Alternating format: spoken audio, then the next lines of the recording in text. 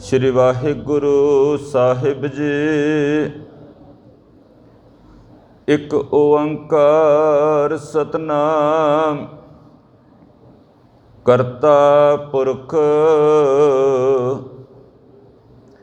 निर्भौ निर्वैर अकाल मूरत अजूनी सैभंग गुर प्रसाद। नाहु जति सति नहीं पढ़िया मूरख मुगदा जन्म पया। प्रणबत नानक तिन की सरना जिन तो नाहि बिसरिया। बल छुटक्यो बंधन पर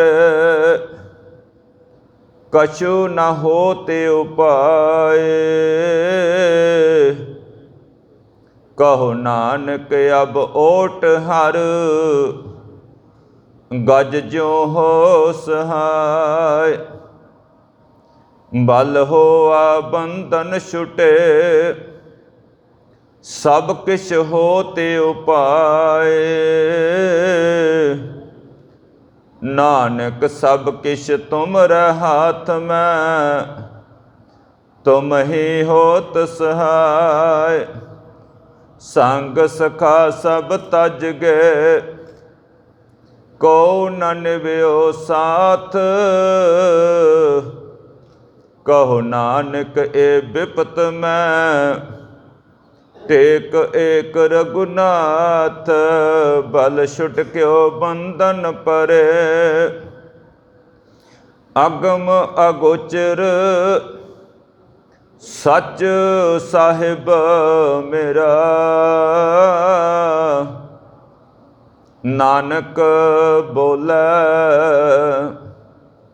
बुलाया तेरा। परम सत्कारयोग चबर तखत दे मालक को साहिब सतगुरु धन श्री गुरु ग्रंथ साहिब जी महाराज जी की पावन पवित्र गोद अंदर जुड़ बैठे मान सन्मान जो गुरु रूप साध संगत जी। जिस तरह के आप जी सारे भली भांत जानते हो कि ये जो सतगुरां दी अपार किरपा सदका अते आप जी समूह संगतां दे सहयोग नाल पिछले कुछ दिनों तो नौवें महल के सलोकां की लड़ीवार विचार चल रही है। सो उस दे तहत कल के दीवान च 52 सलोकां की विचार जिहड़ी संपूर्ण हुई सी। अज 53वें सलोक तो वारी है। साध संगत आप जी करो कृपालता बख्शो असीस ताकि कुछ कहन का हीला कर सकां जी। गुरु कलगीधर पातशाह जी की बख्शिश की हुई फतेह नाल सांझ पाओ ते आखो जी वाहिगुरू जी का खालसा वाहिगुरू जी की फतेह। साध संगत अज दे इस सलोक जिहड़े ने दोहरे दे सरलेख हेठ हन। पहले सलोक च सतगुरां ने सानू अरदास करन दी जाच सिखाई है कि भाई जदों तू बेबस हो जावे तेरा कोई भी हीला वसीला काम ना आवे उस मौके जदों तू उस मालक दे चरनां विच अरदास करेंगा सचमुच अरदास हुंदी उस मौके पूरी है जदों बंदा लाचार होके बेबस होके गुरु कोल आंदा है। फिर जदों इस तरीके नाल अरदास करदा ते अगले सलोक च मेरे सतगुर कहंदे उहनूं भाग की लगदे ने उहदे ते की रहमत हुंदी है। क्योंकि एक परमात्मा तो बिना मनुख का कोई मददगार नहीं बन सकता जदों कोई विपता का समा आंदा है। तीसरे सलोक च यही सतगुरां ने गल कह दी कि संग सखा सब तज के को न नेव्यो साथ। कहो नानक ए विपत में टेक एक रघुनाथ। सारे सुखां दे भाईवाल ने जदों दुखां का समा आंदा विपता का समा आंदा कोई भी नाल खड़ा नहीं हुंदा। सो अज ये 3 सलोकां की वारी साध संगत आओ पहले सलोक नूं आपां ध्यान नाल समझिए। अज गुरु तेग बहादुर पातशाह की कहना चाहते हैं। महाराज कहते बल छुट क्यों बंधन परे ਕਛੂ ਨ ਹੋਤੇ ਉਪਾਏ। ਮਹਾਰਾਜ ਕਹਿੰਦੇ ਜਦੋਂ ਮਨੁੱਖ ਪਰਮਾਤਮਾ ਨਾਲੋਂ ਟੁੱਟ ਜਾਂਦਾ ਨਾ, ਜਦੋਂ ਇਹ ਪਰਮਾਤਮਾ ਨੂੰ ਵਿਸਾਰ ਦਿੰਦਾ ਨਾ, ਤਾਂ ਇਹਦੇ ਅੰਦਰੋਂ ਜਿਹੜੀ ਬਲ ਹੈ ਜਾਂ ਹਿੰਮਤ ਹੈ ਉਹ ਖਤਮ ਹੋ ਜਾਂਦੀ ਹੈ। ਇਹ ਅੰਦਰੋਂ ਆਤਮਿਕ ਤੌਰ 'ਤੇ ਕਮਜ਼ੋਰ ਹੋ ਜਾਂਦਾ। ਤਾਂ ਤੁਸੀਂ ਉਹ ਦੇਖਿਓ, ਕਮਜ਼ੋਰ ਬੰਦੇ 'ਤੇ ਹਰ ਮਨੁੱਖ ਜਿਹੜਾ ਹਾਵੀ ਹੋ ਜਾਂਦਾ। ਜਿਸ ਤਰ੍ਹਾਂ ਮਰਜ਼ੀ ਵੇਖ ਲਓ, ਬਾਹਰੀ ਤੌਰ 'ਤੇ ਦੇਖ ਲਓ, ਅੰਦਰੂਨੀ ਤੌਰ 'ਤੇ ਦੇਖ ਲਓ, ਜਿਹੜਾ ਮਨੁੱਖ ਸਰੀਰਕ ਤੌਰ 'ਤੇ ਕਮਜ਼ੋਰ ਹੋਵੇਗਾ ਨਾ, ਉਹਦੇ 'ਤੇ ਜ਼ੋਰ ਵਾਲਾ ਆਪਣਾ ਜ਼ੋਰ ਦੱਸ ਜਾਏਗਾ। ਤੁਸੀਂ ਦੇਖਿਓ, ਇੱਕ ਤਾਕਤਵਰ ਬੰਦਾ ਤਾਕਤ ਵਾਲੇ ਬੰਦੇ ਅੱਗੇ ਜ਼ੋਰ ਨਹੀਂ ਦੱਸਦਾ, ਉਹ ਜਦੋਂ ਵੀ ਦੱਸਦਾ ਇੱਕ ਕਮਜ਼ੋਰ ਬੰਦੇ 'ਤੇ ਜ਼ੋਰ ਦੱਸਦਾ। ਉਂਝ ਵੀ ਤੁਸੀਂ ਦੇਖਿਓ, ਜਿਹੜਾ ਕਮਜ਼ੋਰ ਬੰਦਾ ਉਹਨੂੰ ਕਈ ਤਰ੍ਹਾਂ ਦੀਆਂ ਬਿਮਾਰੀਆਂ ਆ ਕੇ ਚੰਮੜ ਜਾਂਦੀਆਂ। ਅੱਜ ਗੁਰੂ ਤੇਗ ਬਹਾਦਰ ਪਾਤਸ਼ਾਹ ਨੇ ਬੜੀ ਕਮਾਲ ਦੀ ਗੱਲ ਕੀਤੀ। ਕਹਿੰਦੇ ਜਿਹੜਾ ਮਨੁੱਖ ਇਹ ਜੀਵਨ ਪਾ ਕੇ ਪਰਮਾਤਮਾ ਨੂੰ ਭੁਲਾ ਦਿੰਦਾ ਨਾ, ਉਹਦੇ ਅੰਦਰੋਂ ਉਹ ਬਲ ਖਤਮ ਹੋ ਜਾਂਦਾ, ਆਤਮਿਕ ਤੌਰ 'ਤੇ ਉਹ ਕਮਜ਼ੋਰ ਹੋ ਜਾਂਦਾ। ਅੰਦਰੋਂ ਇਤਨਾ ਕੁ ਕਮਜ਼ੋਰ ਹੋ ਜਾਂਦਾ ਕਿ ਬੰਧਨ ਪਰ ਹੈ, ਉਹਨੂੰ ਕਈ ਤਰ੍ਹਾਂ ਦੇ ਬੰਧਨ ਆ ਕੇ ਘੇਰਾ ਪਾ ਲੈਂਦੇ ਨੇ। ਕਛੂ ਨਾ ਹੋਤ ਉਪਾਏ। ਉਹ ਜਿੰਨਾ ਮਰਜ਼ੀ ਯਤਨ ਕਰੇ, ਜਿੰਨੀ ਮਰਜ਼ੀ ਕੋਸ਼ਿਸ਼ ਕਰੇ, ਉਹ ਉਹਨਾਂ ਬੰਧਨਾਂ ਤੋਂ ਮੁਕਤ ਨਹੀਂ ਹੋ ਸਕਦਾ। ਕੌਣ? ਜਿਹੜਾ ਅੰਦਰੋਂ ਕਮਜ਼ੋਰ ਹੋ ਜਾਂਦਾ, ਜਿਹੜਾ ਉਸ ਮਾਲਕ ਨਾਲੋਂ ਟੁੱਟ ਜਾਂਦਾ। ਫਿਰ ਉਹ ਆਤਮਿਕ ਤੌਰ 'ਤੇ ਇੰਨਾ ਕੁ ਕਮਜ਼ੋਰ ਹੋ ਜਾਂਦਾ ਕਿ ਉਹਨੂੰ ਲੱਖਾਂ ਬੰਧਨ ਪੈ ਜਾਂਦੇ ਨੇ, ਅਤੇ ਉਹ ਜਿੰਨੀ ਮਰਜ਼ੀ ਕੋਸ਼ਿਸ਼ ਕਰੇ, ਜਿੰਨੇ ਮਰਜ਼ੀ ਯਤਨ ਕਰੇ ਨਾ, ਉਹ ਉਹਨਾਂ ਬੰਧਨਾਂ ਤੋਂ ਮੁਕਤ ਨਹੀਂ ਹੋ ਸਕਦਾ। ਤੁਸੀਂ ਦੇਖਿਓ, ਬਾਹਰੀ ਤੌਰ 'ਤੇ ਕਈ ਬੜੇ ਮਜ਼ਬੂਤ ਲੱਗਦੇ ਨੇ, ਦੇਖਣ ਵਿੱਚ ਬੜੇ ਤਾਕਤਵਰ ਲੱਗਦੇ ਨੇ, ਲੇਕਿਨ ਅੰਦਰੋਂ ਆਤਮਿਕ ਤੌਰ 'ਤੇ ਉਹ ਕਮਜ਼ੋਰ ਹੁੰਦੇ ਨੇ। ਦੋ ਕੁ ਇਤਿਹਾਸ ਵਿੱਚ ਸਾਖੀਆਂ ਆਉਂਦੀਆਂ ਨੇ, ਮੈਂ 2-4 ਮਿੰਟ ਵਿੱਚ ਕਹਿ ਦੇਵਾਂ। ਹਾਲਾਂਕਿ ਇੱਥੇ ਸਤਿਗੁਰਾਂ ਨੇ ਜ਼ਿਕਰ ਕੀਤਾ ਕਿ ਜਿਹੜਾ ਮਨੁੱਖ ਪਰਮਾਤਮਾ ਨੂੰ ਭੁਲਾ ਦਿੰਦਾ, ਉਹਦੇ ਅੰਦਰੋਂ ਬਲ ਖਤਮ ਹੋ ਜਾਂਦਾ, ਆਤਮਿਕ ਤੌਰ 'ਤੇ ਕਮਜ਼ੋਰ ਹੋ ਜਾਂਦਾ, ਉਹਨੂੰ ਕਈ ਤਰ੍ਹਾਂ ਦੇ ਬੰਧਨ ਪੈ ਜਾਂਦੇ ਨੇ, ਅਤੇ ਉਹ ਫਿਰ ਜਿੰਨੇ ਯਤਨ ਕਰਦਾ ਉਹਦੇ ਯਤਨ ਵਿਅਰਥ ਹੀ ਜਾਂਦੇ ਨੇ। ਪੰਕਤੀ ਦੁਬਾਰਾ ਸੁਣ ਲਿਓ, ਬਲ ਛੁਟਕੇ ਉਹ ਬੰਧਨ ਪਰੇ, ਕਛੂ ਨਾ ਹੋਤ ਉਪਾਏ। ਜਿਹਦੇ ਅੰਦਰੋਂ ਹਿੰਮਤ ਹੀ ਖਤਮ ਹੋ ਗਈ ਪਰਮਾਤਮਾ ਨੂੰ ਭੁਲਾ ਕੇ, ਅੰਦਰੋਂ ਆਤਮਿਕ ਤੌਰ 'ਤੇ ਜਿਹੜਾ ਮਨੁੱਖ ਕਮਜ਼ੋਰ ਹੋ ਗਿਆ। ਤੁਸੀਂ ਧਿਆਨ ਲਾ ਜਾਇਓ ਸਾਧ ਸੰਗਤ, ਮੇਰੇ ਧੰਨ ਗੁਰੂ ਕਲਗੀਧਰ ਪਾਤਸ਼ਾਹ ਦੇ ਚਰਨਾਂ ਵਿੱਚ ਜਦੋਂ ਪਹਾੜੀ ਰਾਜਿਆਂ ਨੇ ਗੁਰੂ ਕਲਗੀਧਰ ਪਾਤਸ਼ਾਹ 'ਤੇ ਹਮਲਾ ਕੀਤਾ, ਇਹਨਾਂ ਦਾ ਕੋਈ ਹੀਲਾ ਵਸੀਲਾ ਕੰਮ ਨਹੀਂ ਨਾ ਆਇਆ। ਇਹਨਾਂ ਨੇ ਆਖਰੀ ਇੱਕ ਹਥਿਆਰ ਵਰਤਿਆ ਜੀ। ਕੇਸਰੀ ਚੰਦ ਨੇ ਇੱਕ ਮਸਤ ਹਾਥੀ ਨੂੰ ਤਿਆਰ ਕਰਕੇ ਤੇ ਲੋਹਗੜ੍ਹ ਦੇ ਕਿਲੇ ਵੱਲ ਭੇਜਿਆ ਜੀ। ਕਹਿਣ ਲੱਗੇ ਇਹਨੂੰ ਇੰਨਾ ਕੁ ਸ਼ਰਾਬ ਪਿਲਾਓ। ਇਤਿਹਾਸ ਵਿੱਚ ਆਉਂਦਾ ਕਿ 2 ਕੁਆਂਟਲ 200 ਲੀਟਰ ਸ਼ਰਾਬ ਪਿਲਾ ਕੇ ਇਹਨੂੰ ਮਸਤ ਹਾਥੀ ਨੂੰ ਕਿਲੇ ਵੱਲ ਭੇਜਿਆ ਜੀ, ਜਿਹਦੇ ਮੱਥੇ 'ਤੇ ਲੋਹੇ ਦੇ ਤਵੇ ਬੰਨੇ ਹੋਏ ਸਨ ਕਿ ਇਹਦਾ ਕੋਈ ਦੁਸ਼ਮਣ ਕੁਝ ਨਹੀਂ ਵਿਗਾੜ ਸਕਦਾ। ਜਦੋਂ ਇਹ ਹਾਥੀ ਨੂੰ ਭੇਜਣ ਲੱਗੇ, ਇੱਧਰ ਗੁਰੂ ਕਲਗੀਧਰ ਪਾਤਸ਼ਾਹ ਨੂੰ ਖਬਰ ਮਿਲੀ।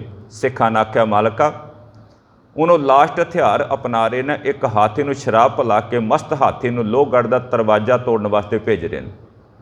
ਮੇਰੇ ਗੁਰੂ ਗੋਬਿੰਦ ਸਿੰਘ ਮਹਾਰਾਜ ਕਹਿੰਦੇ ਕੋਈ ਗੱਲ ਨਹੀਂ, ਜੇ ਉਹ ਹਾਥੀ ਨੂੰ ਭੇਜਦੇ ਪਏ ਨੇ, ਸਾਡੇ ਕੋਲ ਵੀ ਇੱਕ ਹਾਥੀ ਹੈ ਜਿਹੜਾ ਹਾਥੀ ਦਾ ਮੁਕਾਬਲਾ ਕਰ ਲਵੇਗਾ। ਸਿੱਖ ਕਹਿਣ ਲੱਗੇ, ਮਹਾਰਾਜ ਕੌਣ? ਕਹਿਣ ਲੱਗੇ ਦੁਨੀ ਚੰਦ। ਦੇਖੋ ਨਾ ਕਿੰਨਾ ਮਜ਼ਬੂਤ ਹੈ, ਬਾਹਰੀ ਤੌਰ 'ਤੇ ਕਿੰਨੀ ਸਿਹਤਮੰਦ ਹੈ। ਜੇ ਉਹਨਾਂ ਨੇ ਹਾਥੀ ਨੂੰ ਭੇਜਿਆ ਤੇ ਸਾਡੇ ਕੋਲ ਵੀ ਤਾਂ ਹਾਥੀ ਹੈ, ਪਰ ਬਾਹਰੀ ਤੌਰ 'ਤੇ ਤਾਂ ਬੜਾ ਤਾਕਤਵਰ ਸੀ, ਦੇਖਣ ਨੂੰ ਤਾਂ ਬੜਾ ਮਜ਼ਬੂਤ ਸੀ, ਸਰੀਰ ਕਰਕੇ ਤਾਂ ਬੜਾ ਹੱਟਾ ਘੱਟਾ ਸੀ, ਪਰ ਅੰਦਰੋਂ ਆਤਮਿਕ ਤੌਰ 'ਤੇ ਕਮਜ਼ੋਰ ਸੀ। ਬੰਦਰਾਂ ਨੇ ਆ ਘੇਰਾ ਪਾ ਲਿਆ, ਕਈ ਤਰ੍ਹਾਂ ਦੀਆਂ ਸੋਚਾਂ ਨੇ ਘੇਰਾ ਪਾ ਲਿਆ। ਉਹ ਮਨਾ ਕਿਵੇਂ ਤੂੰ ਮਸਤ ਹਾਥੀ ਦਾ ਮੁਕਾਬਲਾ ਕਰੇਗਾ? ਬੰਧਨ ਹੀ ਹੈ ਨਾ। ਗੁਰੂ 'ਤੇ ਭਰੋਸਾ ਨਹੀਂ ਸੀ, ਗੁਰੂ 'ਤੇ ਵਿਸ਼ਵਾਸ ਨਹੀਂ ਸੀ, ਅੰਦਰ ਉਹ ਬਲ ਨਹੀਂ ਸੀ, ਉਹ ਆਤਮਿਕ ਤੌਰ 'ਤੇ ਮਜ਼ਬੂਤ ਨਹੀਂ ਸੀ। ਉਹ ਬੰਦਰਾਂ ਨੇ ਘੇਰਾ ਪਾ ਲਿਆ, ਸੋਚਾਂ ਵਿਚਾਰਾਂ ਵਿੱਚ ਡੁੱਬ ਗਿਆ। ਦਿਨ ਚੜ੍ਹਨ ਤੋਂ ਪਹਿਲਾਂ ਦੁਨੀ ਚੰਦ ਅਨੰਦਪੁਰ ਸਾਹਿਬ ਦੇ ਕਿਲੇ ਦੀ ਦੀਵਾਰ ਕ੍ਰਾਸ ਕਰਕੇ ਟੱਪ ਕੇ ਤੇ ਘਰ ਨੂੰ ਭੱਜ ਗਿਆ। ਹਾਲਾਂਕਿ ਦੀਵਾਰ ਕ੍ਰਾਸ ਕਰਦਿਆਂ ਉਹਦੀ ਲੱਤ ਵੀ ਫ੍ਰੈਕਚਰ ਹੋ ਗਈ ਸੀ। ਸਿੱਖ ਕਹਿਣ ਲੱਗੇ ਮਹਾਰਾਜ ਭੱਜ ਗਿਆ। ਕਹਿਣ ਲੱਗੇ ਪਤਾ ਲੱਗਾ ਜੇ ਬਾਹਰੀ ਤੌਰ 'ਤੇ ਬੰਦਾ ਜਿੰਨਾ ਮਰਜ਼ੀ ਮਜ਼ਬੂਤ ਹੋਵੇ, ਜੇ ਆਤਮਿਕ ਤੌਰ 'ਤੇ ਕਮਜ਼ੋਰ ਹੈ ਤੇ ਉਹ ਕਿਤੇ ਵੀ ਉਹ ਸੱਚਮੁੱਚ ਕਾਮਯਾਬ ਨਹੀਂ ਹੋ ਸਕਦਾ। ਸਿੱਖ ਕਹਿਣ ਲੱਗੇ ਮਹਾਰਾਜ ਹੁਣ ਕੀ ਬਣੇਗਾ? ਕਹਿਣ ਲੱਗੇ ਇੱਕ ਹੋਰ ਹਾਥੀ ਹੈ ਸਾਡੇ ਕੋਲ। ਕਹਿਣ ਲੱਗੇ ਕੌਣ? ਕਹਿੰਦੇ ਭਾਈ ਬਚਿੱਤਰ ਸਿੰਘ ਜੀ। ਕਹਿੰਦੇ ਸਰੀਰਕ ਤੌਰ 'ਤੇ ਬੇਸ਼ੱਕ ਉਹ ਪਤਲਾ ਦੁਬਲਾ ਹੈ, ਸਰੀਰਕ ਤੌਰ 'ਤੇ ਬੇਸ਼ੱਕ ਉਹ ਬੜਾ ਕਮਜ਼ੋਰ ਲੱਗਦਾ, ਪਰ ਤੁਸੀਂ ਉਹਦੇ ਨਜ਼ਾਰੇ ਵੇਖਿਓ। ਅੱਜ ਯਕੀਨ ਜਾਣਿਓ, ਮੇਰੇ ਗੁਰੂ ਕਲਗੀਧਰ ਪਾਤਸ਼ਾਹ ਨੇ ਭਾਈ ਬਚਿੱਤਰ ਸਿੰਘ ਵੱਲ ਇਸ਼ਾਰਾ ਕੀਤਾ। ਭਾਈ ਬਚਿੱਤਰ ਸਿੰਘ ਦੇ ਇੱਕ ਵੱਖਰੀ ਖੁਸ਼ੀ ਜੀਵਨ 'ਚ ਆਈ ਜੀ, ਚਿਹਰੇ 'ਤੇ ਵੱਖਰੀ ਮੁਸਕਾਨ ਸੀ। ਕਹਿਣ ਲੱਗਾ ਮਾਲਕਾ ਮੈਂ ਤੇ ਇੱਕ ਬੋਤੀ ਹਾਂ, ਹੋਰ ਕੁਝ ਨਹੀਂ। ਮੈਂ ਤੇ ਇੱਕ ਮੋਹਰਾ ਕਰਨ ਵਾਲਾ ਤੇ ਮਾਲਕਾ ਤੂੰ ਹੀ ਸਭ ਕੁਝ ਹੈ। ਅੱਜ ਮਸਤ ਹਾਥੀ ਦਾ ਮੁਕਾਬਲਾ ਬਚਿੱਤਰ ਸਿੰਘ ਨੇ ਨਹੀਂ ਕਰਨਾ। ਇਹ ਗੁਰੂ ਕਲਗੀਧਰ ਪਾਤਸ਼ਾਹ ਬਚਿੱਤਰ ਸਿੰਘ ਦੇ ਰੂਪ ਵਿੱਚ ਤੂੰ ਗੁਰ ਕਲਗੀਧਰ ਪਾਤਸ਼ਾਹ ਨੇ ਅੱਜ ਮੁਕਾਬਲਾ ਕਰਨਾ ਹੈ। ਸੱਚਮੁੱਚ ਸਾਧ ਸੰਗਤ, ਤੁਹਾਨੂੰ ਪਤਾ ਜਦੋਂ ਮਸਤ ਹਾਥੀ ਆਇਆ, ਇੱਧਰ ਭਾਈ ਬਚਿੱਤਰ ਸਿੰਘ ਘੋੜੇ 'ਤੇ ਸਵਾਰ ਹੋ ਕੇ ਹੱਥ ਵਿੱਚ ਫੜ ਕੇ ਨਾਗਣੀ ਜਾ ਉਸ ਹਾਥੀ ਦੇ ਅੱਖ ਵਿੱਚ ਮਾਰਿਆ। ਹਾਥੀ ਪਲਟ ਕੇ ਪਹਾੜੀ ਰਾਜਿਆਂ ਦੀ ਫੌਜ ਨੂੰ ਲੁਤਾੜਦਾ ਭੱਜ ਗਿਆ ਸੀ। ਇਹ ਕਦੋਂ ਹੋਇਆ? ਜਦੋਂ ਆਤਮਿਕ ਤੌਰ 'ਤੇ ਮਨੁੱਖ ਮਜ਼ਬੂਤ ਹੁੰਦਾ, ਗੁਰੂ 'ਤੇ ਭਰੋਸਾ ਹੁੰਦਾ, ਗੁਰੂ 'ਤੇ ਯਕੀਨ ਹੁੰਦਾ। ਜਿਨ੍ਹਾਂ ਦੇ ਅੰਦਰ ਭਰੋਸਾ ਨਹੀਂ ਨਾ, ਉਹ ਬਾਹਰੋਂ ਭਾਵੇਂ ਜਿੰਨੇ ਮਰਜ਼ੀ ਤਾਕਤਵਰ ਹੋਣਗੇ, ਜਿੰਨੇ ਮਰਜ਼ੀ ਮਜ਼ਬੂਤ ਲੱਗਣਗੇ, ਪਰ ਜੇ ਆਤਮਿਕ ਜੀਵਨ ਨਹੀਂ ਤਾਂ ਉਹ ਕੁਝ ਵੀ ਨਹੀਂ। ਇਸੇ ਨੂੰ ਸਤਿਗੁਰਾਂ ਨੇ ਵਾਰ-ਵਾਰ ਕਿਹਾ ਕਿ ਉਹ ਲੋਕ ਜਿੰਦੇ ਜਾਗਦੀਆਂ ਲਾਸ਼ਾਂ ਨੇ, ਹੋਰ ਕੁਝ ਵੀ ਨਹੀਂ। ਇੱਕ ਹੋਰ ਇਤਿਹਾਸਕ ਘਟਨਾ ਸਿਰਫ ਇਸ਼ਾਰਾ ਕਰਨਾ ਪਿਆ, ਜੇ ਪਰਮਾਤਮਾ ਦੀ ਯਾਦ ਨਹੀਂ ਤੇ ਮਨੁੱਖ ਦੇ ਜੀਵਨ 'ਚੋਂ ਬਲ ਖਤਮ ਹੋ ਜਾਂਦਾ, ਉਹ ਹਿੰਮਤ ਖਤਮ ਹੋ ਜਾਂਦੀ। ਉਹ ਨਿੱਕੀ ਨਿੱਕੀ ਗੱਲ ਕਰਕੇ ਵਿਚਾਰਾ ਪਰੇਸ਼ਾਨ ਹੋ ਜਾਂਦਾ, ਜਨਾ ਖਨਾ ਆ ਕੇ ਉਹਦੇ 'ਤੇ ਦਬਾਅ ਪਾ ਲੈਂਦਾ। ਤੁਸੀਂ ਦੇਖਿਓ, ਦੁਬਾਰਾ ਬੇਨਤੀ ਕਰ ਲਗਾ, ਮੇਰੇ ਗੁਰੂ ਨਾਨਕ ਨੇ ਇੱਕ ਗੱਲ ਆਖੀ, ਜੀ ਬਾਬਰ ਚੜ੍ਹਾਈ ਕਰਕੇ ਆਇਆ ਨਾ, ਤੇ ਮੇਰੇ ਬਾਬੇ ਨੇ ਰੱਬ ਨਾਲ ਰੋਸ ਕਰਦਿਆਂ ਇਹੀ ਤਾਂ ਗੱਲ ਆਖੀ ਸੀ ਕਿ ਜੇ ਸਕਤਾ ਸਕਤੇ ਕੋ ਮਾਰੇ ਤਾਂ ਮਨ ਰੋਸ ਨਾ ਹੋਏ। ਰੱਬਾ, ਜੇ ਬਰਾਬਰ ਦਾ ਬੰਦਾ ਬਰਾਬਰ ਦੇ ਨੂੰ ਮਾਰੇ ਤੇ ਮੈਨੂੰ ਕੋਈ ਰੋਸ ਨਹੀਂ। ਰੋਸ ਇਸ ਗੱਲ ਦਾ ਕਿ ਇੱਕ ਤਾਕਤ ਵਾਲਾ ਬੰਦਾ ਜਿਹੜਾ ਕਮਜ਼ੋਰਾਂ 'ਤੇ ਜ਼ੁਲਮ ਕਰਦਾ ਪਿਆ। ਮਰ ਕਹਿੰਦੇ ਜਿਹੜਾ ਮਨੁੱਖ ਪਰਮਾਤਮਾ ਨੂੰ ਭੁਲਾ ਦਿੰਦਾ, ਪਰਮਾਤਮਾ ਨਾਲੋਂ ਟੁੱਟ ਜਾਂਦਾ, ਉਹ ਆਤਮਿਕ ਤੌਰ 'ਤੇ ਇੰਨਾ ਕੁ ਕਮਜ਼ੋਰ ਹੋ ਜਾਂਦਾ ਕਿ ਉਹਨੂੰ ਕਈ ਤਰ੍ਹਾਂ ਦੇ ਆ ਕੇ ਬੰਧਨ ਚੰਬੜ ਜਾਂਦੇ ਨੇ। ਉਹ ਜਿੰਨੀ ਮਰਜ਼ੀ ਕੋਸ਼ਿਸ਼ ਕਰੇ, ਉਹਨਾਂ ਬੰਧਨਾਂ ਤੋਂ ਆਜ਼ਾਦ ਨਹੀਂ ਹੋ ਸਕਦਾ। ਦੁਬਾਰਾ ਪੰਕਤੀ ਦਾ ਪਾਠ ਸੁਣ ਕੇ ਦੂਸਰੀ ਸਾਖੀ ਸਾਂਝੀ ਕਰਨਾ। ਮਰ ਕਹਿੰਦੇ ਬਲ ਛੁੱਟ ਕੇ ਉਹ ਬੰਧਨ ਪਰੇ। ਜਦੋਂ ਪਰਮਾਤਮਾ ਨੂੰ ਕੋਈ ਭੁਲਾਉਂਦਾ, ਉਹਦੇ ਅੰਦਰੋਂ ਬਲ ਜਿਹੜਾ ਛੁਟਕ ਜਾਂਦਾ, ਭਾਵ ਖਤਮ ਹੋ ਜਾਂਦਾ, ਅਤੇ ਕਈ ਤਰ੍ਹਾਂ ਦੇ ਆ ਕੇ ਬੰਧਨ ਘੇਰਾ ਪਾ ਲੈਂਦੇ ਨੇ, ਕਛੂ ਨਾ ਹੋ ਤੋਂ ਪਾਏ। ਆਪਣੇ ਯਤਨ ਕਰਕੇ ਫਿਰ ਉਹ ਕੋਈ ਵੀ ਉਹਦਾ ਹੀਲਾ ਵਸੀਲਾ ਕੰਮ ਨਹੀਂ ਆਉਂਦਾ। ਮੇਰੇ ਗੁਰੂ ਕਲਗੀਧਰ ਪਾਤਸ਼ਾਹ ਸਾਰੇ ਦਾ ਸਾਰਾ ਪਰਿਵਾਰ ਕੁਰਬਾਨ ਕਰਕੇ ਨਾ ਇਸ ਦੇਸ਼ ਕੌਮ ਦੀ ਖਾਤਰ ਆਪਣਾ ਸਭ ਕੁਝ ਵਾਰ ਦਿੱਤਾ ਜੀ। ਐਵੇਂ ਨਹੀਂ ਗੁਰੂ ਕਲਗੀਧਰ ਪਾਤਸ਼ਾਹ ਨੂੰ ਸਰਬਸਦਾਨੀ ਆਖਿਆ ਜੀ। ਮੇਰੇ ਗੁਰੂ ਨੇ ਕੁਝ ਵੀ ਆਪਣੇ ਕੋਲ ਨਹੀਂ ਰੱਖਿਆ, ਸਭ ਕੁਝ ਲੁਟਾ ਕੇ ਜਦੋਂ ਸਾਬੋ ਕੀ ਤਲਵੰਡੀ ਵਿਖੇ ਪਹੁੰਚੇ ਨਾ, ਇੱਥੇ ਭਾਈ ਡੱਲਾ ਮਿਲਿਆ ਜੀ ਗੁਰੂ ਗੋਬਿੰਦ ਸਿੰਘ ਮਹਾਰਾਜ ਨੂੰ। ਕਹਿਣ ਲੱਗਾ, ਮਹਾਰਾਜ ਬਹੁਤ ਵੱਡੀ ਗਲਤੀ ਕਰਕੇ ਆਇਓ, ਬਹੁਤ ਵੱਡੀ ਭੁੱਲ ਕਰਕੇ ਆਇਓ। ਮਾਰ ਕਹਿਣ ਲੱਗੇ, ਡੱਲਿਆ ਕੀ ਹੋ ਗਿਆ? ਕਹਿਣ ਲੱਗੇ, ਕਿਤੇ ਸਮਾਂ ਰਹਿੰਦਿਆਂ ਮੇਰੀਆਂ ਫੌਜਾਂ ਨੂੰ ਯਾਦ ਕੀਤਾ ਹੁੰਦਾ, ਮੇਰੇ ਸਿਪਾਹੀਆਂ ਨੂੰ ਯਾਦ ਕੀਤਾ ਹੁੰਦਾ। ਦੇਖੋ ਕਿੰਨੇ ਕਿੰਨੇ ਚੌੜੇ ਸੀਨੇ ਨੇ ਇਹਨਾਂ ਦੇ, ਕਿਤੇ ਯਾਦ ਕੀਤਾ ਹੁੰਦਾ ਤੇ ਅੱਜ ਤੁਹਾਨੂੰ ਇਹ ਖਮਿਆਜਾ ਨਾ ਭੁਗਤਣਾ ਪੈਂਦਾ, ਅੱਜ ਤੁਹਾਡਾ ਪਰਿਵਾਰ ਦਾ ਨੁਕਸਾਨ ਨਾ ਹੁੰਦਾ, ਤੁਹਾਡੇ ਸਾਹਿਬਜ਼ਾਦੇ ਸ਼ਹੀਦ ਨਾ ਹੁੰਦੇ।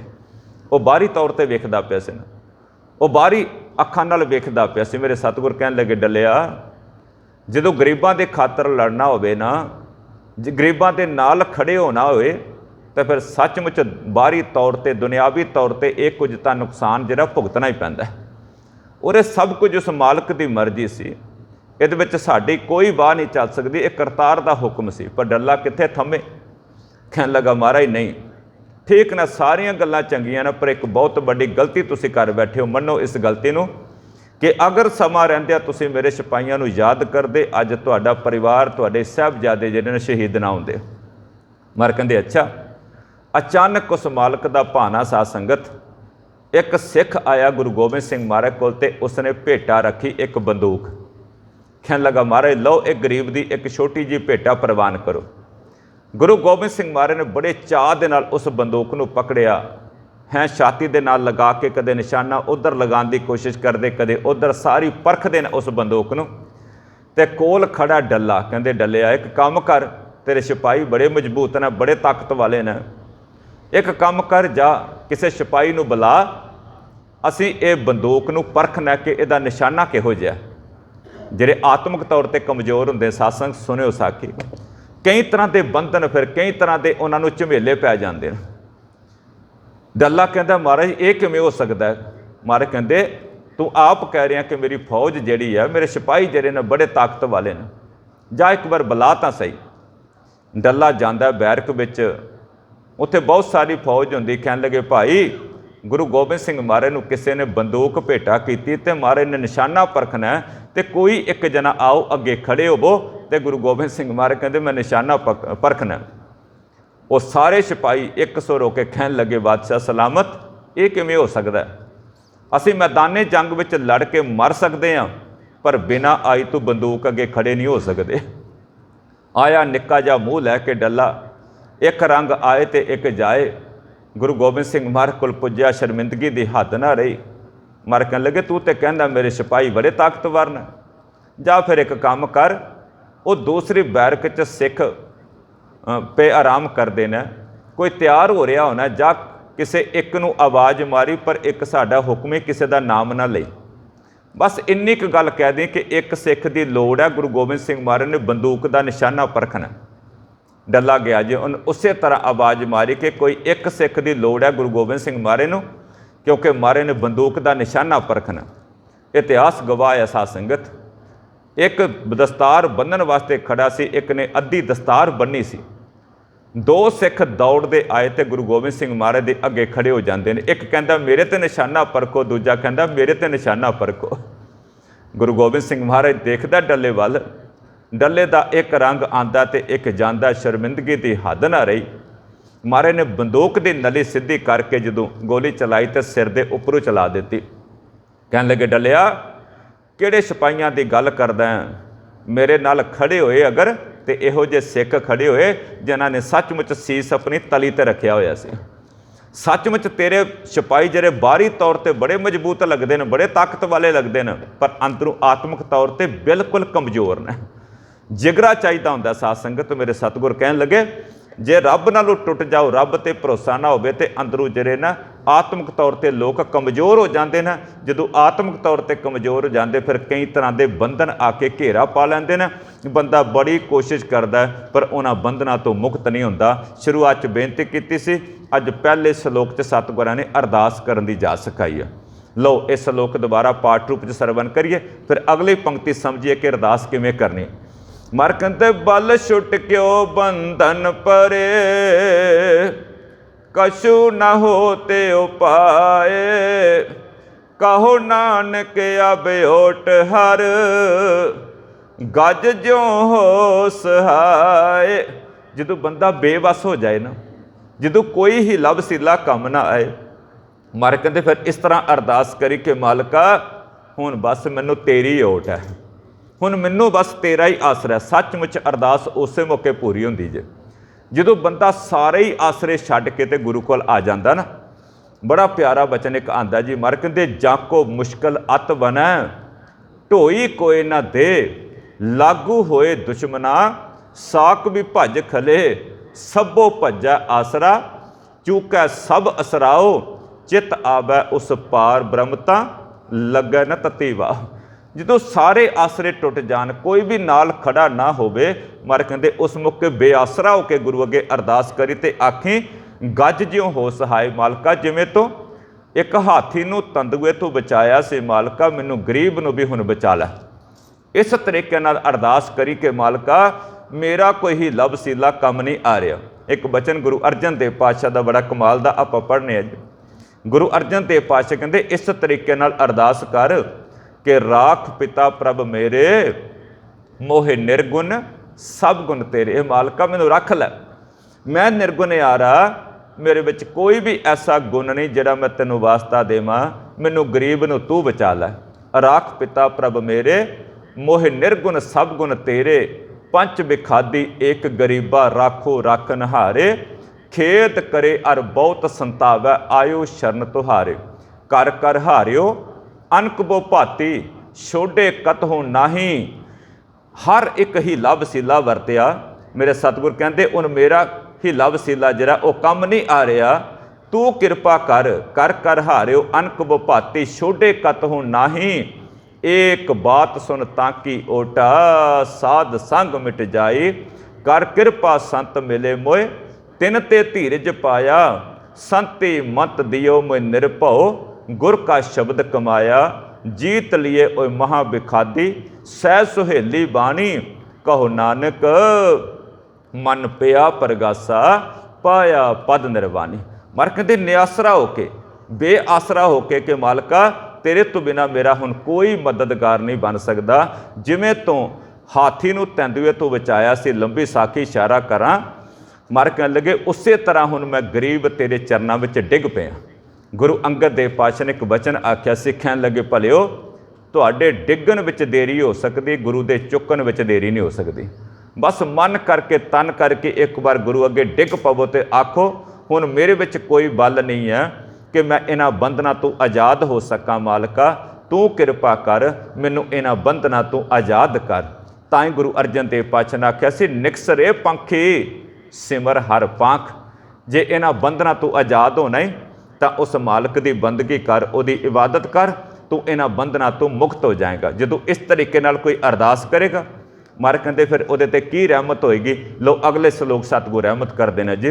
महाराज कहते बल होआ बंधन छुटे सब किश हो ते उपाए। जदों इस तरह बंदा निआसरा होकर अरदास करदा ना, बेबस होकर अरदास करदा, उस मालक नूं याद करदा, फिर की बख्शिश हुंदी। महाराज कहते बल होआ, फिर मनुख दे अंदर हिम्मत आ जाती जी, मनुख दे अंदर बल आ जाता, मनुख दे अंदर ताकत आ जाती, वो आत्मक तौर पर मजबूत हो जाता। सासन तुसीं देखियो किते कई लोग बाहरों किन्ने मजबूत होंदे ने लेकिन आत्मक तौर पर बहुत कमज़ोर होंदे। दोबारा इशारा करदे हैं वो सचमुच अंदरों बिल्कुल ही इंसानियत तौर पर वो मरे होंदे ने। अज गुरु तेग बहादुर पातशाह कहते फिर उन्हां विच बल आ जाता है, जिहड़े रब नूं याद करते बंधन छुटे, फिर उन्हां दे बंधन भी जिहड़े छुट जाते हैं। जदों अंदर बल आ गया, आत्मक तौर पर बंदा मजबूत हो गया, वो सारे बंधनां तो आज़ाद हो जाता। फिर महाराज कहते सब किश हो ते उपाए। वो जिहड़ा भी जतन करता ना, उहदा जतन काम आ जाता जी। वो हर एक कोशिश उहदी कामयाब हो जाती है। जदों उहदे अंदर एक हिम्मत आती, बल आता, वो बंधनां तो आज़ाद हो जाता। तो महाराज कहते प्रभु नूं याद करदियां करदियां उहदी हर एक कोशिश, हर एक जतन जिहड़ा उहदा काम आ जाता है। महाराज कहते नानक सब किश तुमरे हाथ में तुम ही होत सहाय। बस ये विश्वास चाहिए। मेरे गुरु तेग बहादुर पातशाह कहते बस गुरु कोल आके एक गल आखी कि मालका सब कुछ तेरे हथ विच है, तुसी किरपा करो, तुसी मेरे सहाई होवो, तुसी मेरे मददगार बनो। तेरे तो बिना साडा कोई मददगार नहीं बन सकता, नहीं तो इस संसार के बंधन कित्थे साडा खैड़ा छड्डदे ने। मालका तू किरपा करे, हिम्मत देवें तां मनुखे बंधनां तो आज़ाद हो सकता। अगले श्लोक च सतगुरां ने फिर यही रहमत की, आख्या भलिया तैनूं मैं कह रहा गुर परमेश्वर का पल्ला पकड़ लै, जे अंदर हिम्मत चाहिए है तो, नहीं तो इस संसार कोई भी दुखा के समय, विपता के समय तेरे नाल खड़ा होने वाला नहीं। तुसीं देखियो इस श्लोक अंदर नूं बलुंदर के चला जाता, एक सच्चाई सामने रखता जी इस संसार की। महाराज कहते संग सखा सब तज गए को न निभ्यो साथ। सचमुच जदों मनुख ना अंदरों कमज़ोर हो जाता तो बंधनां विच जकड़िया जाता ना, जदों कोई उहदा हीला वसीला काम नहीं आंदा, कोई पेश नहीं जाती, महाराज कहते फिर चंगे तो चंगा मित्र भी साथ छड्ड के चला जाता, रिश्तेदार साख संबंधी भी उहदा साथ छड्ड जाते हैं। तुसीं देखियो कोई गरीब इंसान हुंदा ना, उहदे कोलों लोग कन्नी कतरा के निकल जाते हैं, किते कोई मंग ना रख देवे। इहो जी संसार की हालत वेखी। महाराज कहते संग सखा सब तज गए कौ न निभ्यो साथ। कोई भी नाल निभन वाला नहीं। जदों कोई विपता का समा आंदा कौन नाल निभेगा। महाराज कहते कहो नानक ये विपत में टेक एक रघुनाथ आखो सतनाम श्री वाहे गुरु। महाराज कहते इहो जी विपता के समय अगर तू निआसरा होके, निथावा होके, बेबस होके, लाचार होके गुरु अगे अरदास करेगा तो बड़ी तो बड़ी विपता भी होवे, उस मौके केवल तो केवल वो मालिक ही तेरा सहारा बन सकता है, उही तेरा मददगार बन सकता है। इस करके जदों गुरु कोल आना तो निआसरे बन के बेबस होके अरदास करनी। महाराज कहते तेरे अंदर आत्मक बल होवेगा जिहड़ा इन्हां बंधनां नूं मुक्त करन दी तैनूं जाच सिखा देगा, तू उस मालिक के चरणों नाल जुड़ जाएगा। सो साध संगत अज ये 3 श्लोक जिहड़े ने ये दोहरे के सरलेख हेठ थन। जदों आपां श्लोकां दा पाठ करने 52 श्लोकां तो बाद दोहरा आंदा, ये जिहड़े अगले श्लोक ने टोटल 5 श्लोक ये दोहरा के सरलेख हेठ ने। सो 3 श्लोकां की अज विचार संपूर्ण हुई है। कल आपां 2 श्लोक आखिरी वाले जी, श्लोक नंबर 56 ते श्लोक नंबर 57। दास ने कल भी बेनती की सी, केवल तो केवल एक पंछी झात वज रही है, कल नूं आपां कोशिश करांगे गुरु की किरपा सदका अगर मुनासिब होया जिन्ने सलोक ने इन्हां ते एक पंछी झात मारांगे। कल भी बेनती की सी कि 57 के 57 सलोकां दे एक बिल्कुल ही पंछी झात मारांगे ताकि जिन्हां नूं पूरे सलोकां दी विचार नहीं सरवण कीती वो ट्युक मात्र इशारा करांगे ताकि सारे सलोकां दे जिहड़े दर्शन हो जाण। सो इस करके कल समय सिर आउण दी किरपालता करियो, 6:30 बजे पुज जाओ ताकि आपां सारे सलोकां दे दर्शन करके ना एक बार ते उस तो बाद आपां फिर अगले 2 सलोकां दी विचार करके ते तुहाडे तो खेमा लवांगे। कल सलोकां दी विचार दी संपूर्णता होनी है जी। कल 2 सलोक ने 56 ते 57। नाम रहियो साधु रहियो, रहियो गुरु गोबिंद, कहो नानक ए जगत में किन जपियो गुरमंत, राम नाम उर मैं गहियो जाकै सम नहीं कोए, जे सिमरत संकट मिटै दर्श तुहारो होए। इत्थे आके सलोकां दी संपूर्णता होनी है। दोबारा बेनती कर रहा, कल इन्हां 2 सलोकां दी विचार करनी, नाल पिछे एक 10-15 मिनट लगा के पूरे सलोकां ते आपां झात मारांगे कि सतगुरां ने की रहमत की है सलोकां दे अंदर, साडे ते की बख्शिश की है, किहड़े-किहड़े मैसेज जिहड़े ने वो गुरु तेग बहादुर पातशाह ने सलोकां अंदर दिते ने। हालांकि दास कई बारी बेनती करके आया सा संगत इस सलोकां दी विचार आपां जिन्नी मर्जी विस्तार विच कर सकने आ, पर इस करके आपां कई बारी रुकने आ क्योंकि ये सलोक 3-3 सलोक रोज़ करने हुंदे ने ते कोशिश करी दी संखेप तो संक्षेप तरीके नाल आपां इन्हां सलोकां दी विचार कर सकीए। सो सतगुरां ने किरपा कीती है, जो सतगुरां दी किरपा सदका आप जी समूह संगतां दे सहयोग नाल कारज आरंभिया सी वो कल नूं संपूर्ण होना।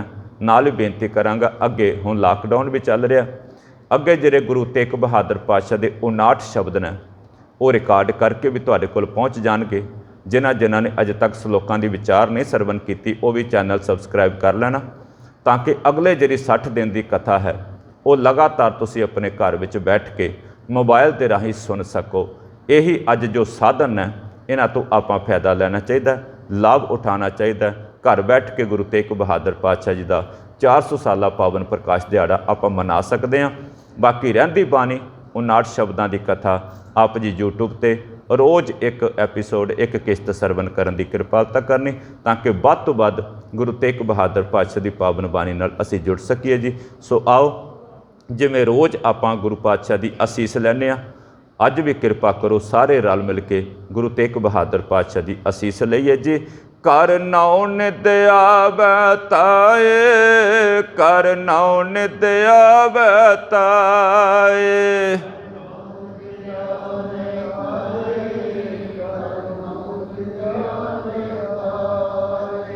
तेग बहादुर सिमरिया, तेग बहादुर सिमरिया,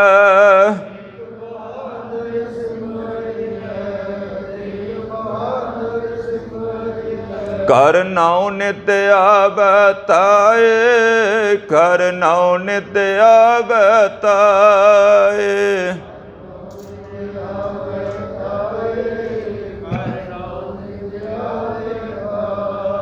सब थाई होए सहाय, सब थाई होए सहाय,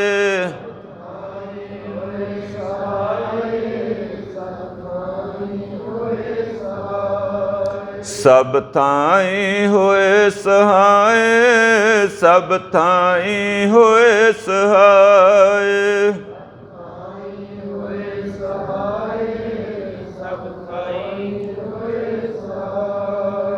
इतनियां कबेंतियां प्रवान जी सब दा धन्नवाद। होइयां बेअंत भुलां बख्श लैनियां, गज के फतेह बुलाओ। वाहिगुरू जी का खालसा, वाहिगुरू जी की फतेह।